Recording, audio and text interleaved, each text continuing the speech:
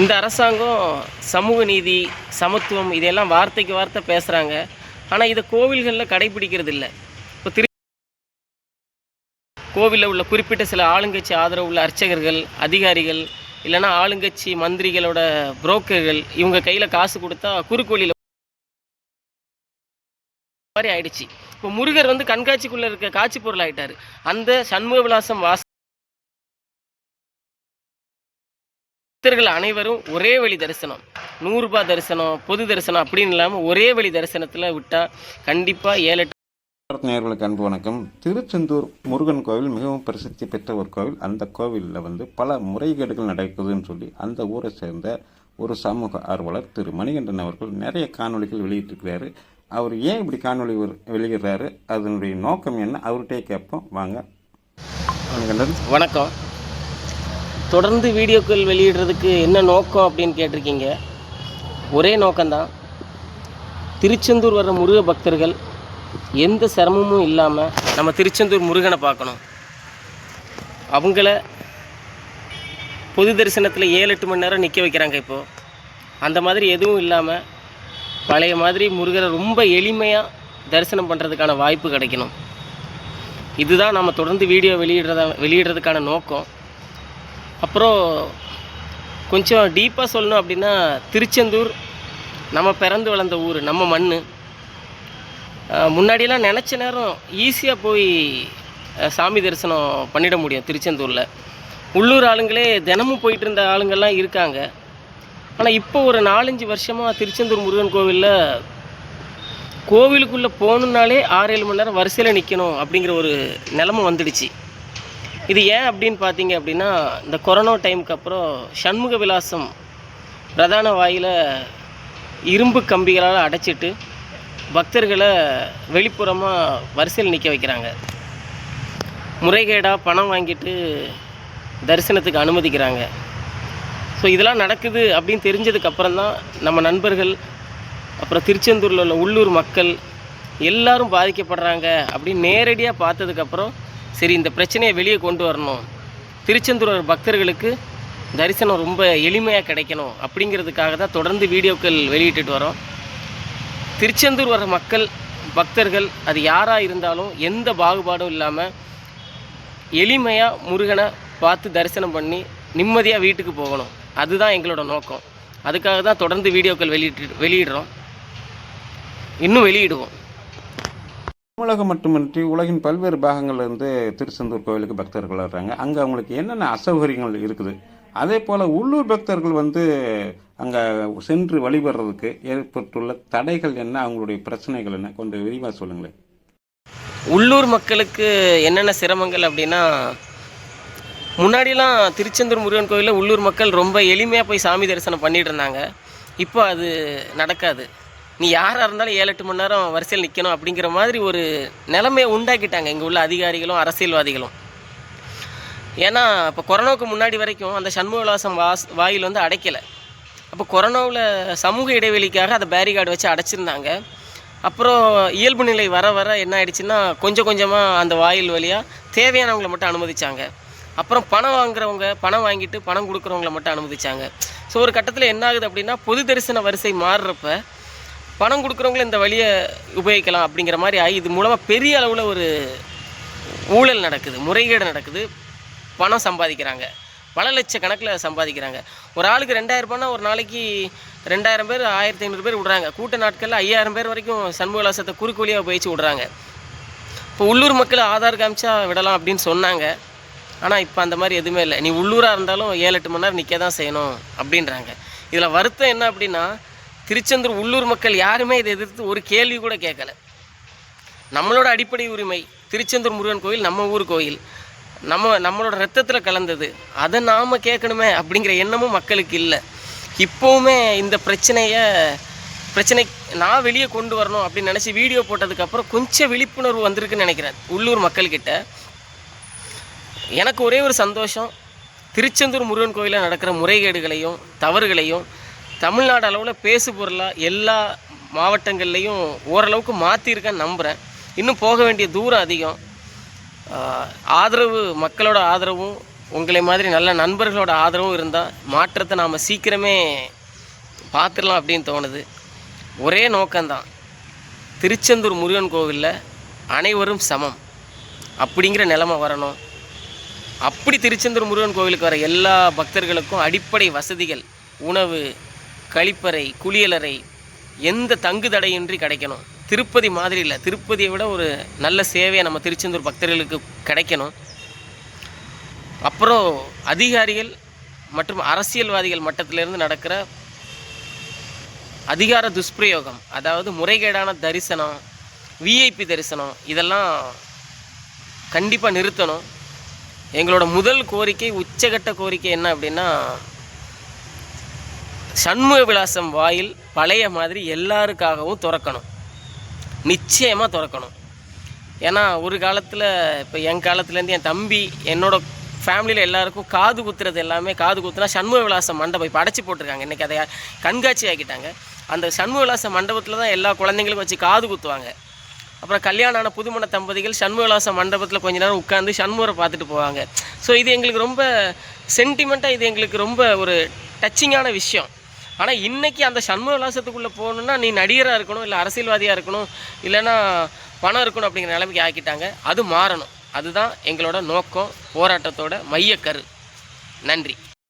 கோயிலுக்கு வர்ற பக்தர்கள் வந்து சாமியை தரிசிக்கணும் அப்படிங்கிறதுக்காக பணத்தை இழக்கிறாங்க, பொருளை இழக்கிறாங்க, நேரத்தை இழக்கிறாங்க. இருந்தாலுமே வந்து இதற்காக அவங்க வந்து எந்த விதத்துலையும் எதிர்ப்பு தெரிவித்த மாதிரி தெரியல. ஒன்று இன்னொன்று வந்து இது நம்ம கோயில், நம்ம ஏன் இவ்வளவு அநியாயமாக காசு கொடுக்கணும் அப்படிங்கிற மாதிரி சிந்தனை அவங்களுக்கு ஏன் வரமாட்டேங்குது? இந்த தவறுகளை எதிர்த்து பக்தர்கள் ஏன் கேள்வி கேட்கல அப்படின்னு கேட்குறீங்க. உண்மையிலே இது ஒரு நல்ல கேள்வி. என்னென்னா, இப்போ கோவிலுக்கு வர பக்தர்களோட நோக்கம் எப்படியாவது முருகரை பார்த்துடணும், தரிசனம் பண்ணணும் அப்படிங்கிற ஒரு மனநிலை தான் இருக்கும் அவங்கக்கிட்ட. ஸோ அப்படி வரவங்க பொது தரிசனம், 100 ரூபாய் தரிசனத்தில் இப்படி ஒரு கூட்டத்தை பார்த்தது அவங்க என்ன நினைக்கிறாங்க அப்படின்னா, எப்படியாவது கடவுளை பார்த்துடணும், முருகரை பார்த்து கும்பிட்டுறணும் அப்படின்னு நினைக்கிறப்ப அந்த இவங்க இல்லீகலாக பண்ணுற 2000 ரூபாய் மெசேஜ் தரிசனம், இப்படி ஏதாவது ஒரு வழியை அவங்க தேர்ந்தெடுக்கிறாங்க. ஸோ பக்தர்கள் எதுக்கு எதிர்ப்பு தெரிவிக்கலை அப்படின்னா, கோவிலுக்கு வர பக்தர்கள் அன்னைக்கு நாம் சாமியை கும்பிட்டுட்டா இந்த பிரச்சனை முடிஞ்சுது, நம்மளோட பிரச்சனை எல்லாம் தீந்துரும் அப்படின்னு நினைக்கிறதுனால வெளியே போய் இதை யாரும் பெருசாக பேசுகிறதில்ல. இதனால் வெளியூர் பக்தர்கள் ரொம்ப பாதிக்கப்படுறாங்க. 1-2 பக்தர்கள் குரல் கொடுக்குறாங்க, நமக்கும் நியூஸ் வருது. அப்படி கொடுக்குறவங்கக்கிட்ட அடக்குமுறை, செக்யூரிட்டி அதிகாரிகள் வந்து உங்களால் என்ன பண்ண முடியுமோ பண்ணிக்கோங்க அப்படி தான் சொல்கிறாங்க. பெரும்பாலும் இந்த மாதிரி நடக்கிற சம்பவங்கள், பக்தர்களோட எதிர்ப்பு செய்தியாக வெளியே வர்றதில்லை. திருச்செந்தூர் வர பக்தர்கள்கிட்ட பெரிய விழிப்புணர்வு இல்லை. 7-8 மணி நேரம் நிற்கிறோம், எப்படியாவது சாமியை பார்த்துடணும் அப்படிங்கிற மனநிலைக்கு அவங்க தள்ளப்படுறாங்க. நாங்கள் முன்னாடியே சொல்லியிருக்கிறோம், திருச்செந்தூர் ஊரே 1.5 கிலோமீட்டர் கோவிலேருந்து நடந்தால், எந்த திசையில் நடந்தாலும் ஊரே இருக்காது. அவ்வளோ நீளத்துக்கு கியூ இருந்தால் கூட ஏதாவது ஒரு வழி, அதாவது சண்முக விலாசம் வழியாக உள்ளே விட்டுட்டு கிழக்கு வாசல் வழியாக, கொடிமரத்து வழியாக வெளியே அனுப்புனா கூட 1 மணி நேரம் 2 மணி நேரத்துக்கு மேலே எந்த பக்தரும் நிற்க வேண்டாம்.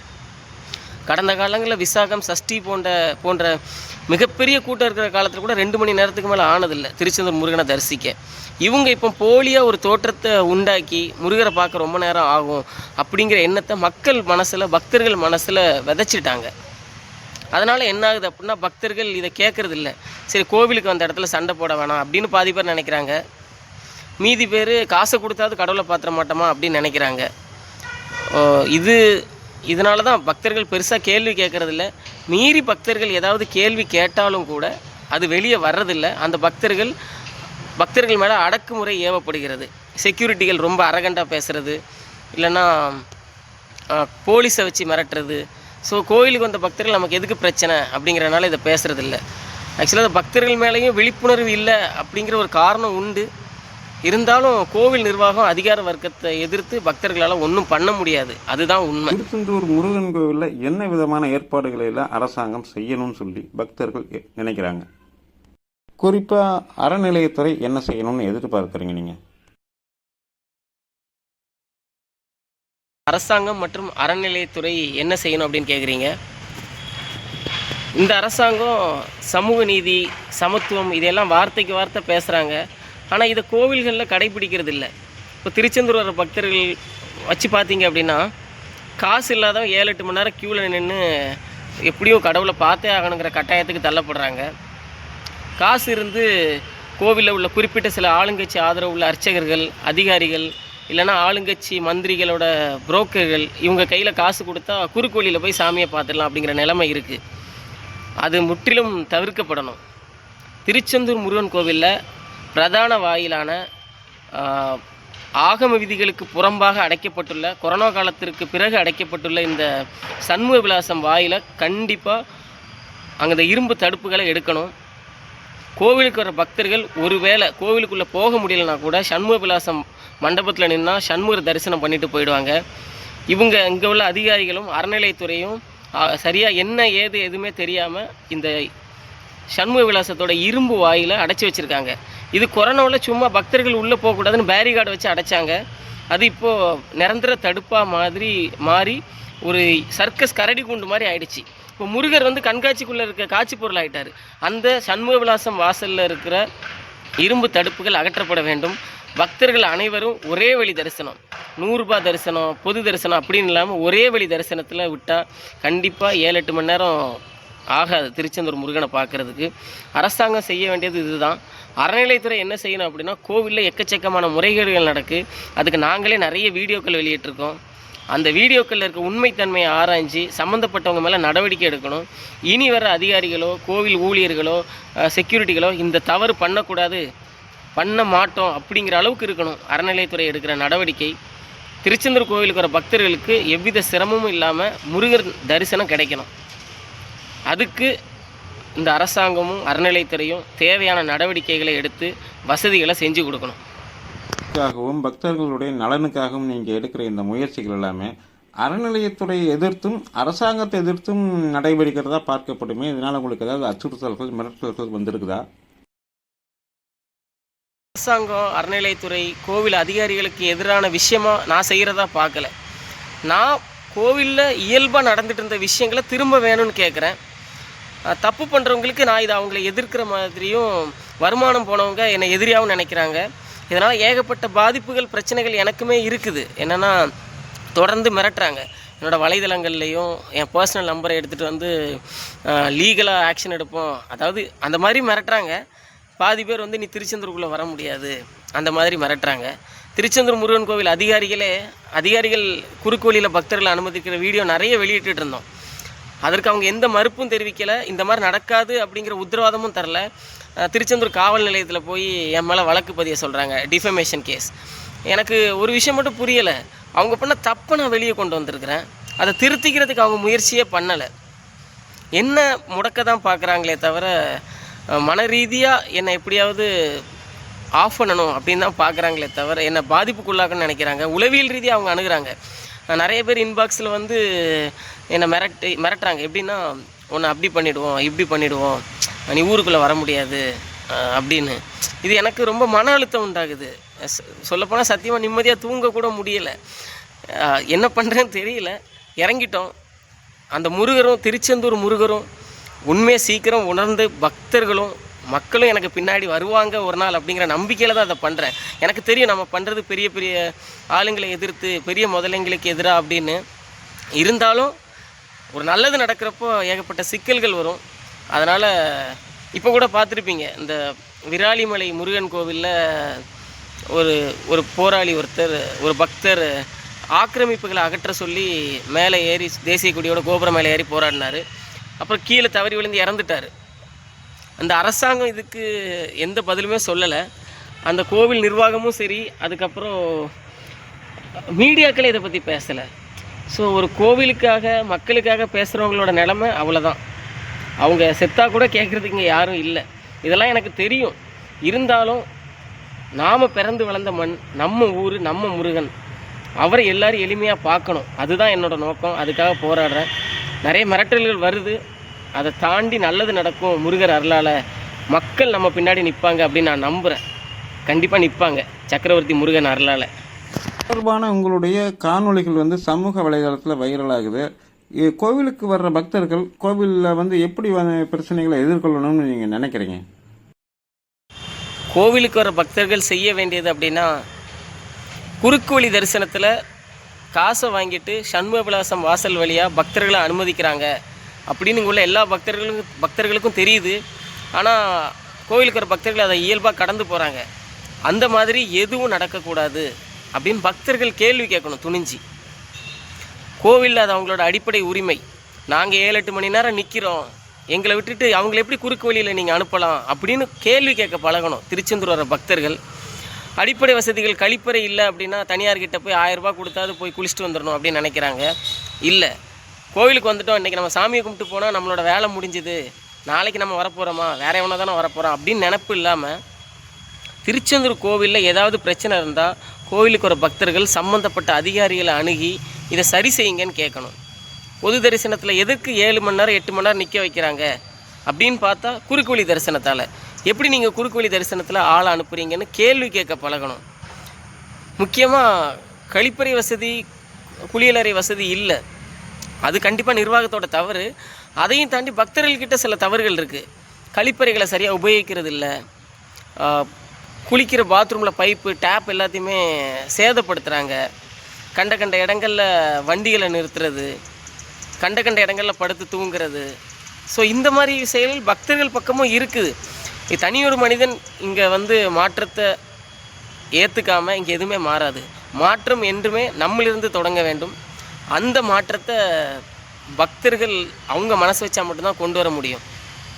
ஸோ திருச்செந்தூர் வர பக்தர்கள் செய்ய வேண்டிய விஷயம் என்ன அப்படின்னா, கேள்வி கேட்கணும். கோவிலில் தப்பு நடந்தால் கேள்வி கேட்கணும், தப்பு நடக்குது அதை கேள்வி கேட்கணும். நம்ம முருகன் கோவில் இது நமக்கானது, இது அதிகாரிகளுக்கோ அரசியல்வாதிகளுக்கோ ஆனது இல்லை அப்படிங்கிறத அவங்க உணர்ந்து கேள்வி கேட்க ஆரம்பித்தாலே இங்கே பாதி தவறுகள் குறைய ஆரம்பிச்சிடும். கூடிய சீக்கிரமே முற்றிலும் தவறுகள் அங்கே நடக்கிறது நின்றுடும் அப்படின்னு நான் நம்புகிறேன். இணைப்பில் வந்திருந்து நேயர்களுக்கு தங்களது பல்வேறு கருத்துக்களை சொல்லிக்கிறீங்க. தங்களது நல்ல நோக்கங்கள் நிறைவேற நம் தேசம் பாரத் நேயர்கள் சார்பில் வாழ்த்துக்களை தெரிவிச்சுக்கிறோம். நன்றி, வணக்கம்.